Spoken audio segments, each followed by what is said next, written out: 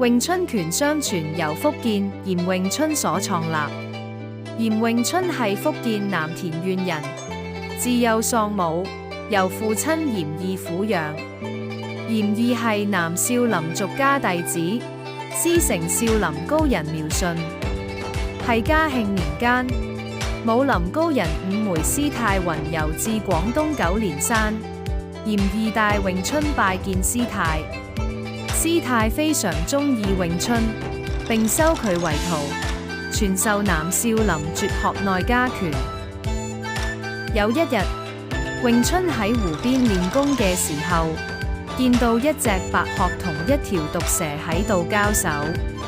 白鶴用靈活嘅步伐閃避毒蛇嘅攻擊，而毒蛇就用柔軟嘅身體去纏住白鶴。詠春見到呢一幕，腦海入面全係蛇同鶴搏鬥嘅身形同步伐，突然間大徹大悟，覺得呢啲動作非常符合人體搏擊嘅原理，將五枚師太傳授嘅福建詠春內家拳同蛇鶴搏鬥嘅特色結合埋一齊，創出咗一套更加適合近身搏擊嘅拳術，並以自己嘅名嚟命名為詠春拳。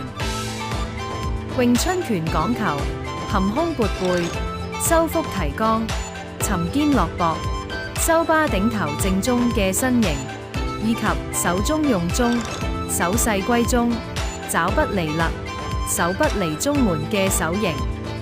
拳術嘅外形以拳、橋、康、指、掌為五大類型手型，外則以大氣，運用人體脊柱中軸嘅力學原理。詠春拳善於用短橋扎馬，擅長發短勁，特別係寸勁，可以喺瞬間爆發出強大嘅力量。梁博圖係詠春拳嘅第二代傳人，同時亦都係嚴詠春嘅丈夫。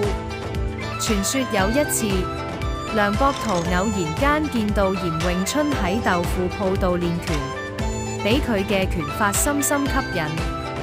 喺比試嘅時候，梁博圖雖然使出少林絕學羅漢拳，但仍然輸俾詠春快速而靈活嘅近身打法。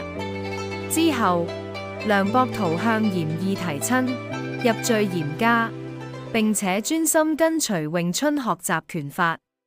喺嚴詠春去世之後，梁博圖為咗紀念妻子，將呢套拳術命名為詠春拳，並將佢發揚光大。